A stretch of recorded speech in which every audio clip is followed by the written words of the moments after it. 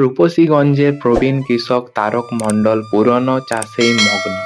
কৃষি কলেজে পাশ করা ছেলে অনিক চায় নতুন বীজ ও আধুনিক পদ্ধতি। অনিক এসে পরে বলল, বাবা, আমি তোমাকে বারবার বলছি, আমাদের এবার আধুনিক বীজ ব্যবহার করা উচিত।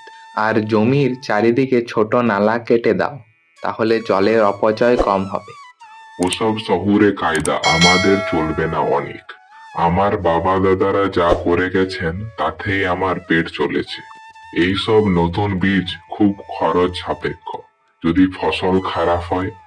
বাবা, খরচ বেশি হলেও ফলন তো দ্বিগুণ হবে। বিজ্ঞান প্রমাণ করেছে যে এই বীজগুলো রোগ কম ধরে। আর দেখো, আমাদের পাশের গ্রামের শম্ভু কাকা কত ভালো ফলন পেয়েছে। শম্ভুর কথা বাদ দে, সে তো ভাগ্য করে পেয়েছে।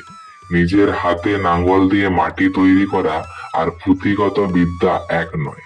তাই শুধু এই গরিবের ঘরে বড় বড় কথা বলিস না। অনেক মন খারাপ করে ফিরে গেল, কিন্তু হাল ছাড়ল না। সে গ্রামের আরো কয়েকজন যুবক কৃষক যারা তার মতোই নতুন কিছু শেখার আগ্রহী, তাদের সাথে কথা বলল। তাদের মধ্যে বিমল বলল, ঠিক বলেছিস অনিক, আমরা একসঙ্গে চেষ্টা করলে কি হয় দেখাই যাক। চল আমরা আমাদের ছোট্ট জমিতে পরীক্ষা করে দেখি।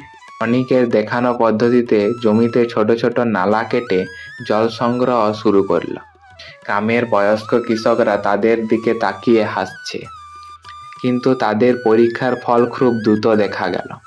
1 মাস যেতে না যেতেই দেখা গেল অন্য কৃষকদের জমি যেখানে জলের অভাবে ফাটতে শুরু করেছে, সেখানে অনিক আর তার বন্ধুর জমিতে ধানগুলো সবুজ আর সতেজ হয়ে উঠেছে। একদিন সন্ধ্যায় তারক মণ্ডল অনিকের পাশে দাঁড়িয়ে ফসলের সজীবতা দেখছিলেন। তিনি দীর্ঘশ্বাস ফেলে বললেন, অনিক, তুই ঠিক বলেছিলি।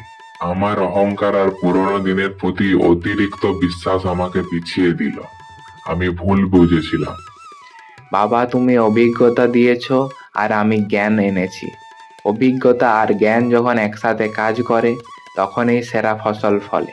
তুমি আমাদের পরিশ্রম দাতা, আমরা তোমার শ্রমিক। তারক মণ্ডল সেদিন তার ভুল বুঝতে পারল। তিনি পরের বছর থেকে গ্রামের সবাইকে নিয়ে নতুন বীজ ও উন্নত জল সংরক্ষণ পদ্ধতি ব্যবহার করার সিদ্ধান্ত নিলেন।